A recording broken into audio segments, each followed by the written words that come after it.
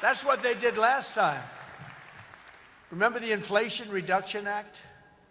The greatest scam, one of the greatest scams. I would say some of their environmental scams were even bigger, but one of the greatest scams ever. Inflation Reduction Act, and then they admitted it had nothing to do with inflation reduction, remember? But it did actually caused massive inflation. It actually caused massive inflation. But we don't use auto pens in the Trump administration to sign things. We don't believe in that. You know, I get these guys come in with these big, beautiful documents, gorgeous, beautiful, must cost a fortune. I should check the price. But, you know, a general is being made or something, you know, some big post.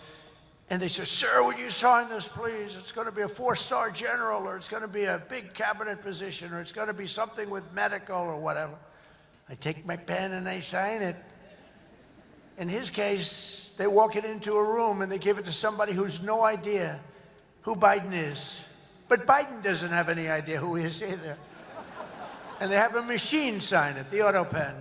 And all of the pardons, he gave thousands of pardons to people. He had no idea about it. He didn't know about it. And therefore, all those pardons are void. You know, you have to have, it's a very complicated thing if you're going to use a machine. You have to do it properly. And he didn't have any idea what was happening. And this is what we had as a president. We don't want that. You have the opposite right now. I don't want to be braggadocious, but you have the exact, I know exactly what's happened. If you want to see what congressional Democrats wish to do to America, just look at the result of yesterday's election in New York, where their party installed a communist as the mayor of the largest city in the nation.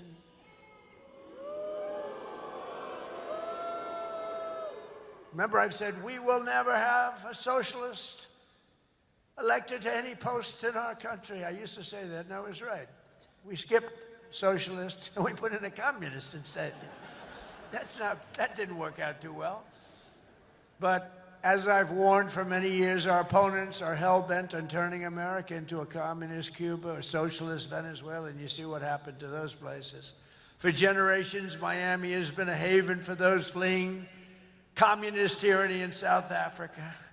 I mean, if you take a look at what's going on in parts of South Africa, look at South Africa, what's going on. Look at South America, what's going on.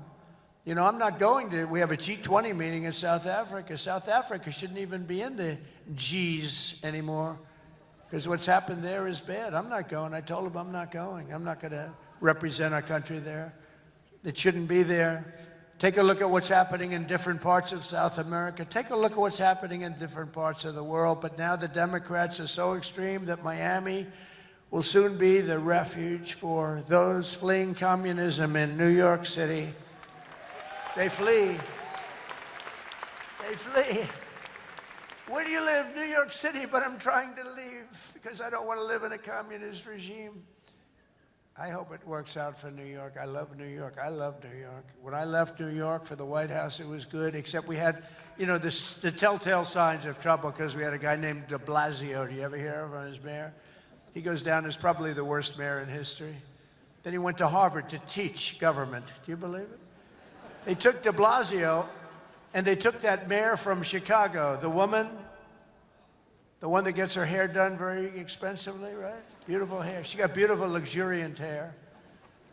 And they took her, and she's teaching at Harvard. They're teaching government. And then you hear about Harvard. We're trying to work a settlement with Harvard right now for about, like, a lot of money. I won't tell you what, but you'll be reading about it pretty soon. Because what they've done to Jewish people and what they've done to others is pretty bad, I'll tell you. It's pretty bad. Going to cost them a lot of money.